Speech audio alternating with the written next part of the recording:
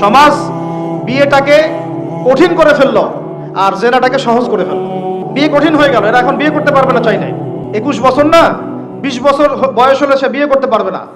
20 বছর একটা ছেলে আগামীকাল এই তথাকথিত ভালোবাসা দিবস পালন করতে পারবে, জেনা করতে পারবে। কেউ বলার নাই, কেউ দেখার নাই, চলছে মানে এভাবেই চলছে। সমুদ্রের পানিতে ভেসে গেছি আমরা। একটা মেয়ের বয়স 17 বছর, সে কালকে জেনা করবে। অগণিত মেয়ে কালকে 17 বছরের মেয়ে জেনা করতে পারে, আল্লাহ হেফাজত করুন। কিন্তু এ এখন বিয়ে করতে পারবে না। বিয়ে করতে গেলে সমস্যা। তাহলে চিন্তা করেন, পয়সার এক পিঠ যদি আপনি দেখান, অপর পিঠ দেখতে হবে। এক পিঠে যদি এই সমস্যা হয়, অপর পিঠে কি পড়তে সেটা দেখতে হবে, আমাকে বুঝতে হবে। বিয়ে কঠিন হয়ে গেল, জেনা সহজ হয়ে গেল। আবার বাসায় ধরেন একটা পুরুষের সামর্থ্য আছে, চাহিদাও বেশি। সামর্থ্য আছে অনেক, চাহিদাও বেশি। সমাজে বিধবা মেয়ে পড়ে আছে, তালাকপ্রাপ্ত মেয়ে পড়ে আছে, এতিম মেয়ে পড়ে আছে, বিয়ে করার মানুষ নাই। এখন সমাজে যদি কোনো সৎ পুরুষ একাধিক বিয়ে করে, তাকে সমাজে বাঁকা চোখে দেখা হবে। কিন্তু এই পুরুষে যদি বিয়ে না করে বাইরে আরো 10টা মেয়ের সাথে অকাম কুকাম করে, তাকে কিচ্ছু বলা হবে না। বলেছি আমি, কোরআন একদিকে, সুন্নত একদিকে, ইসলাম একদিকে, সমাজ, এই সমাজের তাকদির খারাপ। এভাবেই নবী সাল্লাল্লাহু আলাইহি ওয়াসাল্লাম পেরেশান ছিলেন কিভাবে সমাজের মানুষকে ফেরানো যায়। আজকে আমরাও পেরেশান। আল্লাহ পাক সবার আগে আমাকে ইসলাহ দান করেন, আমার পরিবারকে দান করেন, আমাদের প্রত্যেক দিনই ভাই বোনকে দান করেন।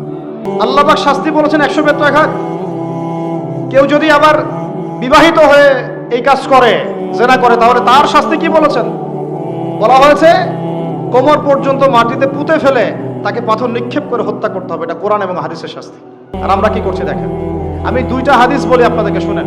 একটা হচ্ছে 3 জন ব্যক্তি একবার একটা গুহায় আটকা পড়ছে। 3 জন বন্ধু বা ভাই, তার একটা গুহার মধ্যে আটকা পড়ে গেছে। ঝড় হচ্ছে, গুহার মুখটা বন্ধ হয়ে গেছে পাথর দিয়ে, বের হওয়ার কোনো জায়গা নাই। এখানে নিশ্চিত মৃত্যু, কোনো সুযোগই নাই বাঁচার। তারা অনেক চেষ্টা করে বের হতে পারলো না। শেষমেশ তারা বলছে যে আমাদের যদি কোনো নেক আমল থাকে, সেই নেক আমলের ওসিলা করে আল্লাহর কাছে দোয়া করি, আল্লাহ চাইলে আজকে আমাদেরকে বাঁচাতে পারে। একজন বলছে, আল্লাহ, আমার মা ছিল, পিতামাতা ছিল, তো মাকে আমি দুধ পান না করি আমার সন্তানদেরকে কখনো খাওয়াতাম না। একদিন গিয়ে দেখি যে মা ঘুমিয়ে গেছে, আমার বাচ্চারা কান্নাকাটি করছে, তবু আমি আমার বাচ্চাকে কান্না অবস্থায় রেখেছি, মাকে খাওয়াই নাই, ওদেরকে খাওয়াই নাই। আগে মাকে খাওয়াইছে, তারপর ওদেরকে খাওয়াইছে। মারা এখন বৃদ্ধাশ্রমে চলে যাচ্ছে। শিক্ষিত মা, তাই না? মায়ের পায়ের নিচে আপনার জান্নাত। আর এটাও একটা ব্যাপার যে মায়েরা আবার হাজরা আলাইহিস সালামের মতো হবেন না, যে মায়েরা সারা আলাইহিস সালামের মতো হবেন না, আয়েশা খাদিজা রাদিয়াল্লাহু আনহুমা তাদের মতো হবেন না, তো আপনাদের গর্ভ থেকে তো এর চেয়ে ভালো সন্তান আশা করা যায় না। এরপরে আরেকজন দোয়া করছে যে আল্লাহ, আমার একজন কর্মচারী ছিল, টাকা পাইতো আমার কাছে কিছু, তো সে একদিন বেতন না নিয়ে চলে গেছে। টাকাটা দিয়ে আমি কিছু পশু কিনেছি, মানে গবাদি পশু। এই গবাদি পশু 2টা থেকে 4টা, 4টা থেকে 8টা হতে হতে অনেকগুলো হয়েছে। একদিন অনেক দিন পর সে আসছে, এসে বলছে আমার টাকা দাও।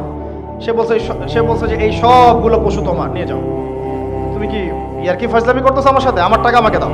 না, ইয়ারকি ফাজলামি করতেছি না, এটা তোমার টাকা দিয়ে কেনা ছিল, সবগুলো বংশবৃদ্ধি হতে হতে আজকে এই অবস্থা হচ্ছে। আল্লাহ, তোমার সন্তুষ্টির জন্য যদি এই কাজ করে থাকি, আল্লাহ আজকে আমাকে এই বিপদ থেকে বাঁচাও। পাহাড়ের মুখ থেকে পাথরটা একটু সরে গেল, বের হওয়ার জন্য যথেষ্ট না। 3য় ব্যক্তি, আমি এইটাই বলতে যাচ্ছিলাম, ইয়াংরা শোনেন ভালো করে।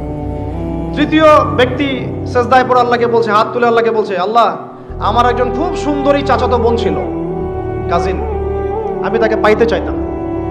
বুঝেন না, পাইতে চাইতাম মানে কি? তাকে পেতে চাইতাম, অফার করতাম। সে রাজি হয় না। একদিন সে বলল যে 100 স্বর্ণমুদ্রা দিতে পারলে আমি রাজি। এখন তো এদেরকে স্বর্ণমুদ্রাও দেওয়া লাগে না, এমনিই রাজি নাকি? জেনা করার জন্য কি এমনিই রাজি? তাহলে একটু আসলে সত্যি কথা বলতে কি, একটা মেয়ে যদি চায় আমি আমার ইজ্জত ধরে রাখবো, কোনো ছেলের ক্ষমতা নাই সেই ইজ্জত নষ্ট করে। এটাই সত্য কথা। আমার স্ত্রী এই কথাটা খুব জোরালোভাবে আমাকে বলে। আমি যখন রাস্তায় হাঁটবো, আমি যদি চাই, তাহলে কোনো ছেলে আমার কাছে ঘেঁষতে পারবে না। আমি সুযোগ দিলে তখন ঘেঁষতে পারবে।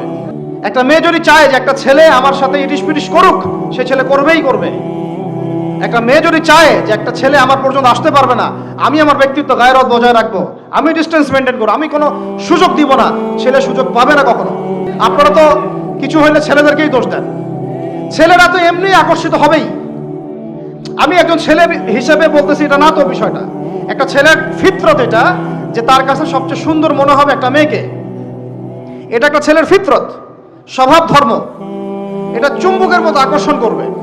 আর এর উপর যখন আপনি এটাকে ফ্রি অ্যাক্সেস করে দিবেন, লাইসেন্স করে দিবেন, বেপরদায় বের হবে, গায়ের জামা কাপড়ও ঠিক নাই, হ্যাঁ, তারপর কথাবার্তা মিষ্টি মিষ্টি প্রলোভিত টানতেছে, সিডিউস করতেছে, তখন তো একটা ছেলে মানে মিসগাইডেড হইতেই পারে, স্বাভাবিক। ছেলেরও দোষ আছে, কিন্তু অবশ্যই এখানে মেয়েরও দোষ আছে।